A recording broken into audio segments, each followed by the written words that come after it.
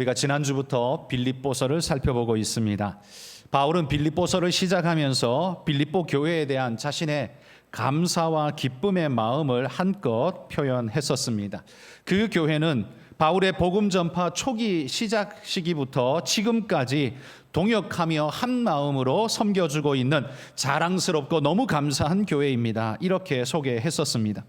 그리고 그 선한 일을 하나님께서 주님 다시 오시는 재림의 날까지 반드시 끝까지 지켜주실 줄을 믿습니다 라고 그의 확신을 고백했습니다. 그러면서 바울은 자신의 사랑의 고백을 이렇게 고백했었죠. 내가 예수 그리스도의 심장으로 너희 무리를 얼마나 사모하는지 하나님이 내 증인이시니라 라고 이렇게 선언했었습니다.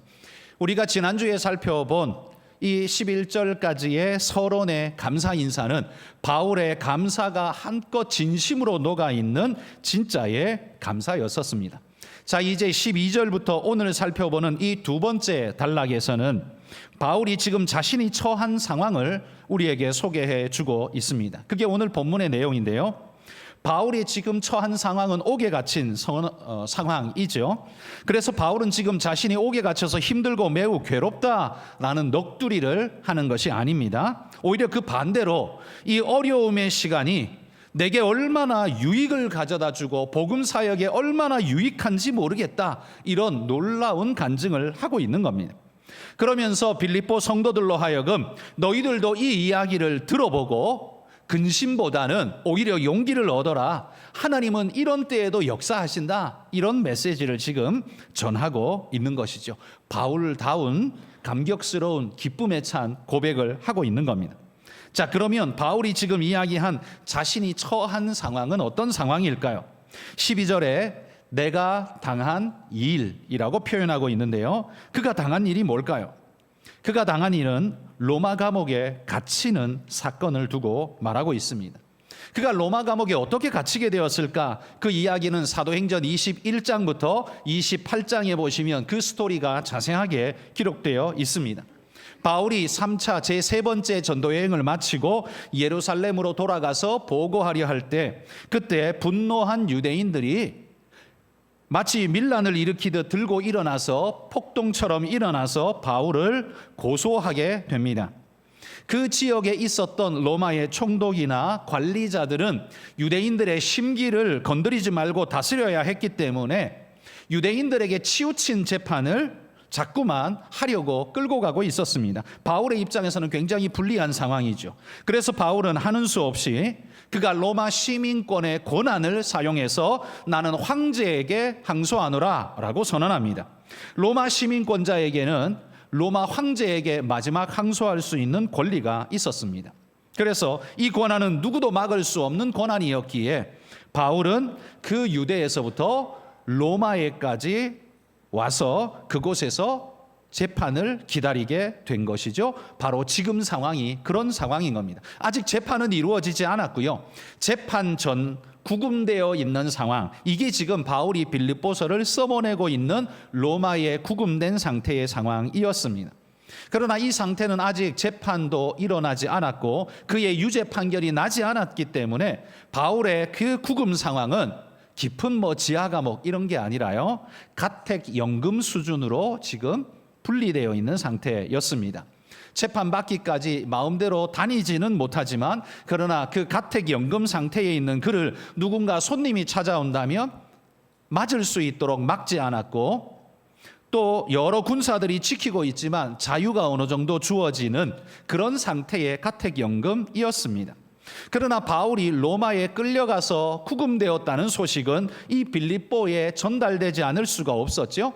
빌립보 성도들은 바울이 로마 감옥에 갇혔다는 소식을 듣고는 많이 근심하게 됩니다. 그럴 수밖에 없죠. 이 감옥에 갇히면 그 다음 수순은 너무나 고통스럽고 아픈 일들이 일어날 거라는 걸 생각할 수밖에 없기 때문에 빌립보 성도들은 근심하게 됩니다. 그런데 그런 빌립보 성도들을 향해 바울이 글을 써보내는 겁니다. 지금 나는 너무 행복하다, 이런 편지를 써보낸 거예요. 너무 놀라운 이야기죠. 비록 갇혀 있지만 오히려 이 갇힘의 상황이 하나님의 복음의 진전을 지금 이루고 있는 그 상황을 내가 목도하면서 나는 너무 흥분되고 너무 감사하다라는 이야기를 써보내는 거예요. 여러분, 이 모습이야말로 진짜 사도다운 모습 아니겠습니까? 여러분, 우리 같으면, 특별히 저 같으면 이렇게 옥에 갇힌다면 갇힌 것 자체를 두고서 마음에 심리적 불안감이 높아지고 두려움이 일어서 아마 떨면서 내가 어떻게 해야 될지 모르겠다. 지금 이 상황에서 내가 어떻게, 나는 잘못한 게 없지만 어쨌든 이 상황이 내게 매우 두려움을 준다. 아마 그러면서 불안감이 차오를 것 같아요. 그런데 바울은요, 자신의 불안감은 하나도 보이지 않습니다. 오히려 진짜 사도다운, 내가 갇혔지만 갇힘 때문에 복음이 놀랍게 전파되는 걸 보면서 나는 너무 기쁘다. 이게 근심이 아니라 오히려 내 행복이다. 이런 표현을 쓰고 있는 거예요. 이 얼마나 멋진 모습입니까? 그러면 오늘 제가 여러분과 나누고 싶은 말씀은 이겁니다. 바울이 이 갇힌 상태에도 어떻게 이렇게 기뻐할 수 있는가? 어떻게 이렇게 행복해할 수 있는가? 그를 행복하게 만드는 요인이 도대체 뭔가? 바로 그걸 살펴보자는 겁니다. 감사하게도 바울은 오늘 본문에서 자신의 그 이유를 우리에게 5가지나 설명해 주고 있습니다. 바울이 이 투옥의 상황에, 그럼에도 불구하고 투옥의 상황이 오히려 자신에게 가져다 준 5가지의 유익, 이게 뭘까요? 이 5가지를 함께 나눠봅시다. 첫 번째, 바울의 매임이 가져다 준 첫 번째 유익은요, 예수 그리스도의 소식이 전파되어지는 기회가 되었다. 그래서 나는 너무 기쁘다. 이 말을 지금 하고 있는 겁니다. 여러분, 13절 말씀을 한번 보십시오. 13절에 보시면, 이러므로 나의 매임이 그리스도 안에서 모든 시위대 안과 그 밖의 모든 사람에게 나타났으니, 이렇게 말합니다. 내가 로마 감옥에 갇힌 이 매임이 하나님 안에서 모든 시위대 안과 그 밖의 모든 사람들에게 복음 증거의 기회로 나타나서 복음이 전달되는 기회가 되었다라고 이야기를 하는 겁니다. 그래서 나는 기쁘다라고 말하는 거예요. 매임으로 인해 자기는 갇혔는데, 옥에 갇혔는데 오히려 이 상황 때문에 복음이 전달되는 역사가 일어났다는 거예요. 자기를 지키고 있는 이 시위대뿐만 아니라 자기를 찾아오는 모든 손님들에게도 다 이 복음이 전달되어지기 때문에 너무 기쁘다, 이 말을 하고 있는 거예요. 여러분, 이 지금 바울의 이 모습을 보자면 지금 자신이 갇혔다라는 사실에는요, 단 1%도 관심이 없는 사람 같아 보입니다. 내가 갇혔어. 나 이거 어떡하지? 내 다음이 어떤 일이 일어날지 나는 잘 모르겠어. 이런 말이 한마디도 없어요. 오로지 무슨 말이 나오냐면, 내가 갇히기는 했지만 오히려 그것 때문에 지금 복음이 증거되고 있어. 시위대 군인들도 이 복음을 듣고 놀랍게 변하고 있고, 나를 찾아오는 사람들도 이 복음을 전할 기회가 있어서 내가 전하고 있고, 놀랍게 복음 전파의 기회가 이루어지고 있어. 이 이야기를 지금 하고 있다는 거예요. 갇힌 상황에서 자신의 처지와 상황은 아랑곳하지 않고 이 노래를 하고 있는 바울의 모습이 놀랍다는 거예요. 여러분, 한번 머릿속에 상상해 보십시오. 바울이 재판을 받기 위해 로마에 잡혀와서 갇혀 있습니다. 시위대에 갇혀 있습니다. 그러면 당연히 그를 지키는 자들이, 당연히 군사들이 그를 둘러 지켜야 되겠죠. 도망가면 안 되니까 24시간을 지켜야 될 테니까 아마도 최소한 3교대 이상 군사들이 2명씩 3교대 이상, 4명씩 3교대 이상, 이런 식으로 아마 지켰을 겁니다. 그럼 여러 명의 군사들이 함께 여러 시간 동안 이 보초를 서야 하는 거죠. 우리 남자 성도님들 군에서 이 보초 서본 경험들이 다 있으실 겁니다. 그러면 불침번도 서고 보초 초소 경계도 서고, 이런 경계를 서면 여러 시간 동안 서면 심심하죠. 할 일도 없죠. 깜깜한데 뭘 하겠습니까? 그러니 조용히 옆에 함께 보초서는 사람과 이야기를, 이런저런 두런두런 이야기를 나누겠죠. 사부작 이야기를 나누면서 그 심심한 시간을 때우려고 할 겁니다. 당연히 여러분, 바울을 지키는 군사들도요, 몇 시간을 지켜야 될 텐데 거기 서서 할 일이 뭐가 있습니까? 그러니 둘이서 혹은 넷이서 서로 이야기를 나눴지 않겠습니까? 무슨 이야기를 했을까요? 제가 상상해 보면 이런 충분히 가능성 있는, 개연성 있는 상상인데요, 이렇게 나눴을 것 같아요. 자신들이 지키고 있는 이 죄수, 야, 쟤는 뭐 때문에 여기 잡혀왔대? 왜 재판받으러 잡혀왔대? 누군가 이렇게 묻겠죠. 궁금하지 않겠습니까? 자기가 지키는 죄수가 무슨 죄로 잡혀왔는지 궁금하겠죠. 이렇게 묻습니다. 그러니 조금 알고 있는 어떤 사람이 이렇게 대답을 합니다. 아니, 내가 들어보니까 저 사람 무슨 예수라는 사람이 죽었다가 살아났다고 하는 그 사실을 막 전했대. 그것 때문에 여기 지금 잡혀왔대. 이야기를 하는 겁니다. 이 말을 듣는 다른 군사가 이렇게 말하겠죠. 아니, 그게 옥에 갇힐 일이 돼? 그게 지금 여기 잡혀올 일이 되는 거야? 라고 질문을 던지겠죠. 그러면 질문이 점점 더 뻗어나가겠죠. 아니, 그러면 도대체 그가 말한 예수가 도대체 누군데? 그리고 그 다음 질문은 뭐겠습니까? 아니, 그 예수가 어쨌길래? 그리고 또 그 질문은 뻗어나갈 겁니다. 아니, 그러면 그 예수를 믿으면 어떻게 되는데? 이런 이야기가 꼬리에 꼬리를 물고 심심하니 할 일 없으니 넷이서 대화를 나누면서 계속해서 꼬리를 물고 이런 질문이 퍼져갈 겁니다. 그러니 여러분, 바울은 아무 말도 못하고 그냥 갇혀 있는데 오히려 지키는 자들이 자기들끼리 알아서 스스로 복음을 전하는 일들이 벌어지게 된 것입니다. 바울이요, 가만히 보니까 이게 이런 일이 벌어지고 있는 거예요. 근데 뿐만 아니라 여러분, 그들이 서로 이야기를 나누면서요, 간수들이 서로 이야기를 나누면서 서로 주거니 받거니 이야기를 나누는데 그들에게도 정보가 한계 아닙니까? 그냥 굴러 들어먹은 이야기가, 흘러오는 이야기 조금 들은 게 전부일 텐데, 그러면 분명히 자기들의 마음속에 드는 질문에 답을 찾지 못하는 것이 많을 겁니다. 그러면 그 궁금증이 가만히 앉아 있으면 없어지는 게 아니라 궁금증이 내 머릿속을 계속 어지럽게 하겠죠. 그런데 그 말에 대답을 해줄 사람이 저기 앉아 있습니다. 그럼 어떻게 해요? 그럼 분명히 가서 아마 물어볼 겁니다. 밥 시간 되면 죄수라도 밥을 갖다 줘야 될 것 아닙니까? 그럼 갖다 주면서 물어보겠죠. 갖다 주면서, 야, 내가 그래도 한 가지 궁금한 게 있는데 너 뭐 예수 때문에 잡혀왔다며. 근데 이거 왜 잡혀온 거야? 그것 때문에 왜? 그게 어째서? 아마 이렇게 질문하지 않겠습니까? 그러면 여러분, 바울이 밥 받아들었다고 밥 시간에 왜 그런 거 물어? 뭐 이렇게 하겠습니까? 밥 그냥 옆에 던져놓고 그냥 일로 와봐 내가 이야기해 줄게 하고는 하나하나 풀어서 설명해 주지 않겠습니까? 그러니 여러분, 시위대 안에 군사들이, 바울을 지키러 온 군사들이 교대로 바울의 이야기를 듣다가 그 이야기를 전해 들으며 복음의 말씀을 접하게 되지 않았겠습니까? 그런데 그 시위대 군사들뿐만 아니라요, 13절에 보면 시위대뿐만 아니라 그 밖에 모든 사람에게 이렇게 이야기합니다. 그 밖에 모든 사람, 이들은 누굴까요?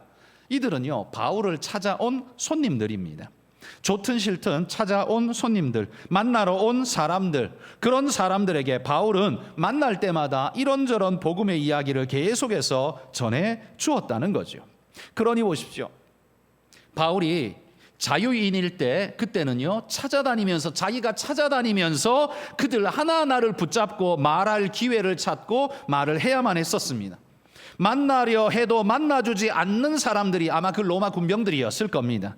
그 로마 군사들이요, 이 유대인 바울이 자기의 신앙 이야기하는 걸 누가 시간 내서 그거 들어주겠습니까? 쓸데없는 소리 하지 마, 저리 썩 꺼져버려, 아마 이런 식으로 다 내쳤을 겁니다. 그런데요, 보초 서다가 할 일 없으니 심심하니 다 이야기를 꺼내놓으니까 그 이야기 다 듣고 질문하고 하면서 복음의 말씀을 다 듣게 되지 않았겠습니까? 바울이 자유인이었으면 다니면서 한 사람 한 사람 만나는데 시간이 굉장히 많이 걸렸겠지만, 오히려 감옥에 갇혀서 가만히 앉아 있는데도 찾아오는 사람들 데리고서 복음을 전하게 되었으니 이 얼마나 좋은 기회냐는 거지요. 그러니 여러분, 바울이 지금 이걸 유익이라고 말하는 겁니다. 내가 갇혔지만 오히려 이런 기적의 역사가 지금 이곳에서 일어나고 있습니다. 내가 갇힌 게 유익입니다. 지금 이렇게 이야기하고 있다는 거예요. 여러분, 바울은 어차피 복음 전하다가 죽을 걸 각오한 사람 아닙니까? 그리고 죽을 때까지 복음 전하겠다라고 결단한 사람 아닙니까? 그러니 여러분, 자유인으로 복음을 전하든가 갇혀서 죄인으로 복음을 전하던가 복음을 전할 수 있는 기회가 있다면 자유든 매임이든 상관없이 바울은 찾아가겠다라는 게 바울의 마음이죠. 그러니 지금 갇히기는 했지만 복음이 전달되는 이 상황을 보면서 바울은 너무나 기뻐했다는 거죠. 바울은요, 이 갇힌 시간이 두려움과 슬픔이 아니었습니다. 오히려 기쁨이 되었습니다. 감사가 되었습니다. 갇혀서 복음 전파를 못한 게 아니라 갇혀서 더 잘하게 돼버린 겁니다. 이 얼마나 놀라운 인생의 역설입니까? 우리가 계산할 수 없는 인생의 역설을 하나님께서 그의 로마 감옥에서 만들어 내셨다는 거예요. 이게 바로 바울이 갇혔지만 갇힘 때문에 얻게 된 첫 번째 유익이었다라는 겁니다. 그러면 두 번째 유익은 뭘까요? 두 번째 유익은요, 바울 때문에 복음을 담대히 전하는 자들이 생겨나게 된 것이 두 번째 유익이라고 말합니다. 자, 첫 번째 유익은 복음이 전달되는 상황이 만들어진 거였습니다. 나는 그걸 기뻐한다, 자랑한다 라고 했어요. 그런데 두 번째 유익은 뭐냐 하면 전달하는 상황이 아니라 전달하고자 하는 사람들이 늘어가고 있는 상황을 지금 유익이라고 말하는 거예요. 14절에 한번 보십시오. 14절 보시면 형제 중 다수가 나의 매임으로 말미암아 주 안에서 신뢰함으로 겁 없이 하나님의 말씀을 더욱 담대히 전파하나니, 이렇게 말합니다. 여기 형제가 누구겠습니까? 믿음의 형제들이죠. 함께 복음을 받은 믿음의 형제들입니다. 그들이 복음 전하는 자들이, 이 복음 전파의 사명을 함께 받은 이들이 바울의 감금 소식을 듣고, 그런데도 불구하고 복음이 놀랍게 전파된다는 소식을 들으면서 큰 도전을 받은 거예요.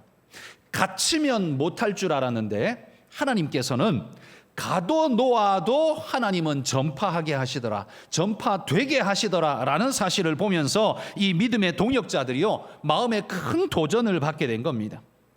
그리고 바울도 복음을 위해 목숨 바치며 갇힐기까지 이렇게 복음 전하는데, 자유인인 자유 상태인 우리는 가만히 있어서 되겠느냐, 우리도 복음 전하자, 이런 마음이 믿음의 형제들에게 퍼져가기 시작했다는 겁니다. 여러분, 얼마나 멋진 도전입니까? 또한 바울이 갇히긴 했는데 오히려 복음 전파가 더 활발하게 일어나는 것을 보면서 믿음의 형제들은요, 이런 놀라운 상황에 또 한 번 도전받게 될 것입니다.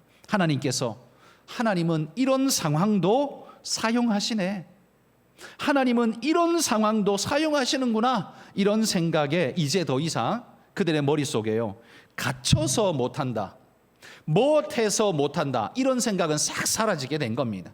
갇힌 게 아니고요, 고난이 아닌 것임을 그들이 깨닫게 된 겁니다. 그때부터 이 믿음의 형제들은 어떤 마음으로 사역할까요? 아무리 어려움의 형편이 다가와도요, 그 형편에 짓눌리지 않고 별것 아니야, 하나님은 이 모든 걸 이겨내게 하셔 라는 마음으로 넉넉히 감당하는 자들이 되지 않았겠습니까? 이 얼마나 큰 위대한 능력입니까? 그러니 여러분, 이런 깨달음을 얻은 사람들이 얼마나 용감하게 담대하게 복음을 전했을까 한번 생각해 보십시오. 이런 상황도 하나님께서 쓰신다면 우리가 못할 상황은 없다, 이런 생각을 그들 모두가 하게 되었을 겁니다. 여러분, 이게 진짜 그리스도인인 줄 믿습니다. 우린 하나님 앞에 이렇게 말하죠. 하나님, 제가 이러이러합니다. 병들어서 이렇게 어렵습니다. 이래서 못할 것 같습니다. 하나님, 내가 너무 바쁩니다. 혹은 사업이 쫄딱 망했습니다. 이래가지고 내가 하나님께 영광이 되겠습니까? 뭘 할 수 있습니까? 탄식할 만한 상황인데요, 오히려 여러분, 오늘 바울을 보면서 이렇게 기도하십시오. 바로 그런 상황도 하나님이 역사하시는 상황이 된다는 사실을 믿음으로 고백하시기를 바랍니다. 그리고 그렇게 믿음으로 고백하며 하나님 앞에 아멘으로 나아가면 하나님이 그 갇힌 상황을 바꾸어서 풀린 상황으로, 역사의 상황으로 하나님이 만들어 가실 줄 믿습니다. 이런 믿음을 가진 성도들은요, 절대로 낙심하지 않습니다. 이런 믿음을 가진 사람은 그 무엇에도 짓눌리지 않습니다. 그리스도인의 능력은 여러분, 병들지 않는 데 있는 게 아닙니다. 권력이 높아지는 데 있는 게 아니에요. 돈 많이 버는 데 있는 게 아닙니다. 그 어떤 상황에서도 무너지지 않는 데 있습니다. 왜? 복음 때문에, 하나님의 은혜의 능력 때문에, 그분이 나를 지키신다는 걸 믿기 때문에 하나님은 갇힌 이 상황에서도 역사하셔. 이걸 확신하는 믿음의 사람들은 그 다음부터 어떤 일이 일어나도 결코 무너지지 않았을 거라는 말입니다. 여러분도 그런 마음으로 넉넉히 이겨내시는 분들이 되시기를 축복합니다. 바울의 로마 감옥에 매이는 매임이 가져다준 세 번째 유익은요, 투기와 분쟁을 촉발시켜서 복음을 전하게 만드셨다라는 사실, 이 사실을 깨달은 거예요. 여러분, 투기와 분쟁, 이거 좋은 거 아니지 않습니까? 이 별로 나쁜 거잖아요. 그런데 바울의 이 상황이요, 투기와 분쟁, 그러니까 경쟁심을 촉발시켜서라도 복음을 전하게 만드는 그런 동력이 되도록 하나님이 사용하셨다는 거예요. 이 사람들은 도대체 누굴까요? 누군데 바울이 매인 걸 두고서 투기하고 분쟁하고 하는 일을 일으킬까요? 그럼에도 불구하고 그런 상황 속에서도 복음이 전달되게 만드셨을까요? 이들은 누구인지 모릅니다만 아마도 예수 믿는 자들 중에 바울을 그렇게 좋아하지는 않지만 복음 전하는 어떤 믿는 사람, 그런 사람일 수 있겠죠. 혹은 예수님은 믿는데 어떤 율법주의자들이 또 이런 일들을 하는 수도 있겠죠.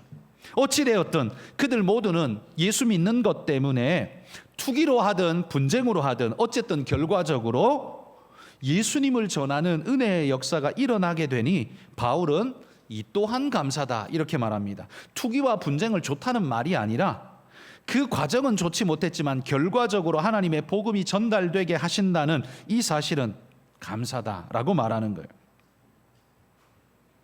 분명한 사실은요, 그들이 바울의 매임을 기회로 해서 아마도 복음을 더 열심히 전하게 된 것 같습니다.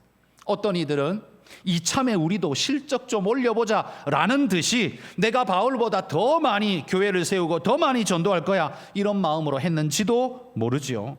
누구는 바울을 좀 아니 꼽게 생각했는데 잘 걸렸다. 네가 감옥에 갇힌 사이 내가 이 지역은 내가 감당하지 그러면서 그렇게 생각했는지도 모르겠습니다. 어찌되었든 바울은요, 어찌되었든 이 모든 상황에 복음이 전달된다는 이 사실을 놓고 그는 유익이라고 부르고 있습니다. 자신의 기득권을 빼앗기고 이 지역에서 자신이 여러 복음전에서 영향력을 넓혀가서 자신의 말이 이 교회 전체를 이끌도록 하는 영향력 있는 사람으로 우뚝 서고자 하는 욕심이 바울의 중심이었다면 분쟁과 투기로 진행되어지는 이것을 못마땅하게 생각했겠지만 바울은 그렇지 않았다는 거예요. 내 이름 그런 건 필요 없어. 어찌되었든 간에 복음이 전달될 수만 있다면 나는 그것으로 만족해 라고 지금 바울이 하고 있는 거예요. 그러니 여러분, 바울이 지금 갇혔습니다. 바울이 갇힌 기회를 틈타서 사람들이 좋은 뜻이든 나쁜 뜻이든 어쨌든 복음을 전하려고 하면서 움직이기 시작합니다. 이 사실 자체를 바울은 오히려 감사하고 있다는 말입니다. 옳고 그름의 판단은 하나님이 하실 일이고 그러나 결과적으로는 복음이 전달되고 있다는 사실에 바울은 감사하고 있다는 것. 이게 바울의 매임이 가져다 준 세 번째 유익이었습니다. 네 번째 유익은 이렇습니다. 바울이 이렇게 말합니다. 내게 사는 것이 그리스도니 죽는 것도 유익하다라는 깨달음을 바울이 얻게 됐다는 겁니다. 여러분, 바울이 살아가는 이유가 복음을 전하는 것이었기 때문에 감금된 것으로 복음이 전파될 수 있다면, 그리고 여기서 내가 잘못해서 죽게 된다고 할지라도 내 인생의 목적이 성취되는 일이니 감금된 이 상황 나는 후회하지 않고 오히려 감사한다라고 말하는 거예요. 그렇다면 나는 죽어도 좋다라고 지금 말하고 있다는 겁니다. 여러분, 사람들은요, 누구나가 살기 위해서 가진 이유를 만들어냅니다. 그게 사람이죠. 살기 위해서 가진 이유를 만들어냅니다. 그런데 바울은요, 인생의 목표를 하나님 안에서 분명히 깨닫고 났더니만 그 목표에 한 걸음 다가갈 수만 있다면 죽는 것도 나는 유익하다라고 지금 고백하고 있는 거예요. 여러분, 얼마나 복음 중심적 시각을 가진 사람입니까? 그는 살고 죽는 것에는 그리 큰 의미를 부여하지 않습니다. 어떻게 살 것인가에 지금 의미를 부여할 뿐입니다. 그래서 그는 21절에 이렇게 말합니다. 우리 1장 21절 읽어봅시다. 이는 내게 사는 것이 그리스도니 죽는 것도 유익함이라. 이는 내게 사는 것이 그리스도니, 이게 무슨 말입니까? 주님이 내 안에서 사신다는 말입니다. 주님이 나를 통해서 역사하신다는 말입니다. 그분이 그리스도이니 내가 살아도 주님이 역사하고 있고, 내가 죽는다 할지라도, 복음 전하다가 죽는다 할지라도 역시 주님이 역사하는 일이니 그 모든 일에 나는 감사한다라고 말하고 있다는 겁니다. 여러분, 이 얼마나 멋진 모습입니까? 내가 살아도 주를 위해, 죽어도 주를 위해 사는 인생일 뿐인데 지금 여기서 복음 전하다가 죽는다면 그 또한 내게 유익이다. 바울은 그렇게 깨닫고 선포하고 있다는 겁니다. 여러분, 성도 여러분, 여러분의 마음속에도 바울과 같은 이런 열망이 꿈틀거릴 수 있기를 소원합니다. 여러분, 그냥 돈 많이 벌고 아프지 않고 건강하게 살고 그냥 내 명대로 살다가 그냥 조용히 죽는 것, 이것도 인간에게 복입니다. 복인데, 그냥 살다 죽는 것도 복인데요, 그러나 어떻게 사느냐가 더 복된 겁니다. 어떻게 사느냐를 주님 안에서 바르게 결정하고 여러분, 바울처럼 그렇게 살아가시는 분들이 되시기를 축복합니다. 마지막 5번째, 바울의 매임이 가져다준 유익 5번째는요, 죽으면 그건 나한테 유익, 그러나 내가 살게 된다면 그건 너희에게 유익이 될 거다라는 사실을 그가 깨달은 겁니다. 이게 무슨 말입니까? 여러분, 바울이 죽는 게 왜 바울에게 유익일까요? 무엇 근거로 도대체 그렇게 말할까요? 여러분, 그건요, 죽음 뒤에, 죽음 너머에 뭐가 있는지를 바울은 명확하게 알기 때문입니다. 그가 죽음 넘어가면 그 뒤에 뭐가 있어요? 영광의 주님께서 바울을 기다리고 계시는 거죠. 바울을 맞아주면서 영원한 천국에서 함께 기쁘게 살도록 영원히 이끌어주시는 하나님의 은혜 안으로 내가 들어가는 걸 바울은 확신하며 있습니다. 그러니 바울은 지금 죽음 그거 별거 아니지, 죽는 것도 내겐 복이지 라고 이야기를 하고 있는 겁니다. 여러분, 죽음이 뭡니까? 죽음에 대해서 두려움을 느끼지 않는 사람은 없습니다. 우리는 본능적으로 하나님이 그렇게 만들어 놨어요. 그게 생명을 지키는 방편이 되기 때문에 하나님이 본능적으로 죽음을 두려워하고 생명을 지키는 본능으로 우리를 그렇게 디자인해 놓으셨어요. 이건 당연한 일입니다. 그럼에도 불구하고 여러분, 우리 그리스도인들은 죽음에 대한 정의를 우리는 명확하게 내리고 있어야 합니다. 죽음이 뭡니까? 죽음이 뭡니까? 죽음은 그냥 인생의 끝입니까? 죽음은요, 영원과 영원이 만나는 그 사이에 하나의 문일 뿐입니다. 우리가 살고 있는 현세와 영원히 살아갈 영원 사이에 놓여 있는 문일 뿐이라는 겁니다. 우리 교회의 본당에 저 문을 열고 나가면 이제 여러분의 세상으로 나가게 될 겁니다. 저 문 안쪽은 교회라 부르고 저 문 바깥쪽은 세상이라고 부릅니다.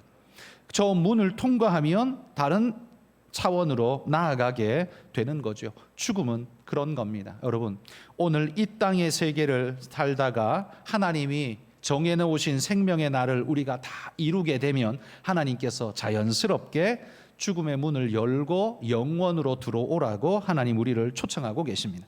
그러니 여러분, 저 죽음은 우리가 두려워해야 할 게 아니라 오히려 바울처럼 하나님에게로 가는, 하나님의 품으로 가는 시작점, 관문일 뿐이라고 우리는 그렇게 인식해야 합니다. 그래야 우리가 죽음을 맞이할 때 두렵지 않습니다.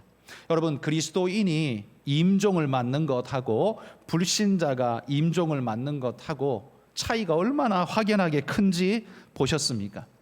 여러분, 진짜 그리스도인은 죽음을 맞이할 때 기쁨으로 초연하게 맞이합니다. 왜냐하면 죽음이 끝이 아니거든요. 죽음은 하나님께로 가는 문을 열고 들어가는 것일 뿐이거든요. 그러나 여러분, 불신자에게는 어떻습니까? 불신자에게는 저 죽음 너머에 뭐가 있는지를 알 수가 없습니다. 모르죠. 그리고 이 죽음 후에 우리가 그냥 영혼이 소멸되어 없어질지, 아니면 진짜 교회가 말하는 것처럼 지옥이 펼쳐질지 아무것도 모르는 겁니다. 그러니까 그 뒤에 뭐가 있을지 모른다는 것이 그들에게 있어서 얼마나 큰 두려움일까요? 그러니 죽음을 대하는 그들의 자세는 미지의 두려움이 그들을 집어삼킬 수밖에 없는 겁니다. 두려울 수밖에 없는 거죠. 그 끝에 그 문 열면 낭떠러지가 있을지, 아니면 나를 집어삼키려고 그냥 호랑이가 수백 마리 들거리고 있을지, 아니면 문 여는 순간 그냥 거의 지뢰밭이 펼쳐져서 폭발해서 죽을지, 그 너머의 것을 모르기 때문에 두려운 겁니다. 그러나 그리스도인은요, 이 죽음에 대한 인식을 분명히 하고 살아갑니다. 그래서 성경이 말해주니까요. 그래서 여러분, 죽음은 뭔가 대단한 의미를 가지고 있는 게 아니라 하나님께로 가는 그저 관문이다라고 생각하십시오. 그래야 우리는 초연하게 오늘을 살아갈 수 있습니다. 그렇다고 해서 생명을 가볍게 여기라는 말은 절대로 아닙니다. 그건 절대 성경적이지 않습니다. 하나님이 주신 생명을 고귀하게 여기다가 하나님이 네 사역 끝났다, 이제 올라오너라 라고 말씀하시면 아멘 하고 기쁨으로 문 열고 가는 것, 여러분, 이게 우리 인생이 되어야 할 줄 믿습니다. 여러분, 죽을 때 안 죽으려고 발버둥하고 하나님이 끝났다고 말하는데 나는 절대 안 간다고 발버둥하고, 여러분, 그건 건강한 모습이 아닌 거죠. 여러분, 그리스도인이 죽음을 대하는 자세가 달라져야 인생을 대하는 자세가 달라질 수 있습니다. 죽음을 대하는 자세가 바뀌지 않으시면 인생을 대하는 자세가 바뀔 수가 없습니다. 그러니 여러분, 이 죽음을 대하는 자세를 바르게 하시길 바랍니다. 이거 바르게 하려면 어떻게 해야 돼요? 그 너머를 아셔야 죽음을 대하는 자세를 바르게 할 수 있습니다. 바울이 왜 나는 죽어도 죽는 게 내게 더 유익이다 라고 왜 이렇게 말할 수 있을까요? 그 죽음 너머에 뭐가 있는지 알기 때문입니다. 하나님이 계시다는 걸 확신하기 때문에 그렇습니다. 그러면 죽는 건 자기에게 유익인데 왜 사는 건 그들에게 유익일까요? 여러분, 바울이 살면 뭐 할까요? 바울이 생명을 더 유지하면 뭘 할까요? 복음 전파하죠.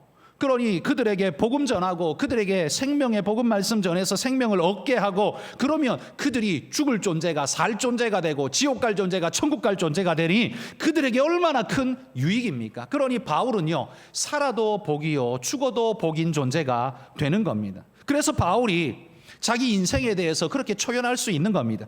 감옥에 갇혀서도 지금 자기를 걱정해주는 빌립보 성도들을 향해서 내가 갇혔다, 나 이거 어떡하지, 나 죽으면 어떡하지, 이런 말 한마디도 나오지 않습니다. 오히려 감사의 이유를 5가지나 이야기하면서 나는 이래서 행복하다, 너무 감사하다라고 감옥에 갇힌 사람이 할 법한 말이 아닌 엉뚱한 것 같은 그런 이야기가 바울의 입에서 쏟아져 나올 수 있는 겁니다. 이건 정말 위대한 인생의 도를 깨달은 사람 아니면, 진리의 도를 깨달은 사람 아니면 이렇게 살 수가 없는 거죠.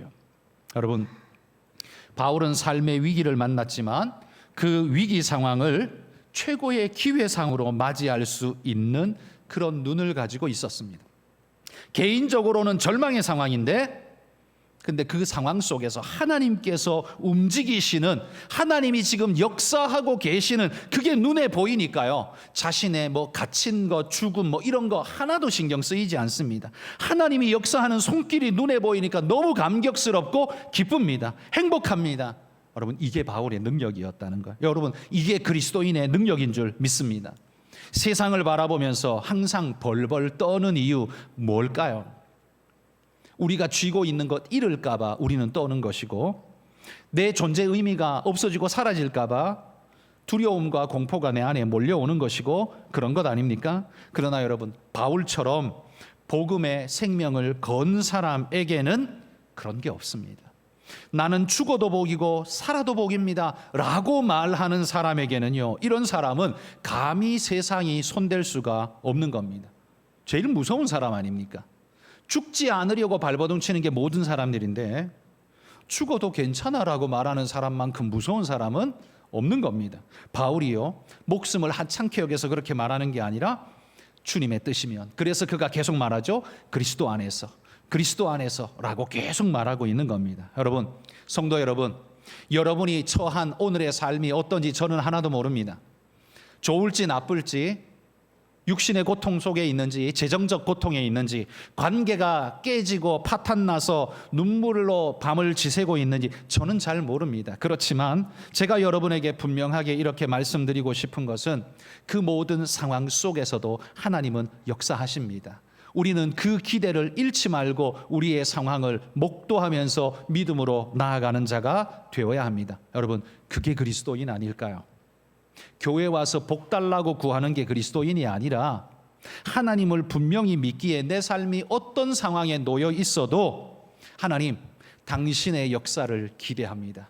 오늘도 이 처절하게 무너진 것, 깨진 것 같은 상황 속에서도 여기에서도 꽃을 피우시는 하나님의 역사를 나는 기대합니다. 여러분, 이렇게 외칠 수 있는 사람이 그게 진짜 그리스도인 아니겠습니까? 여러분, 우리 그런 믿음으로 살아가기를 소망합니다. 그렇다면 그 어떤 절망도 우리를 무너뜨릴 수 없다는 사실, 여러분 굳게 믿고 믿음으로 승리하시기를 축복합니다. 기도하겠습니다. 하나님,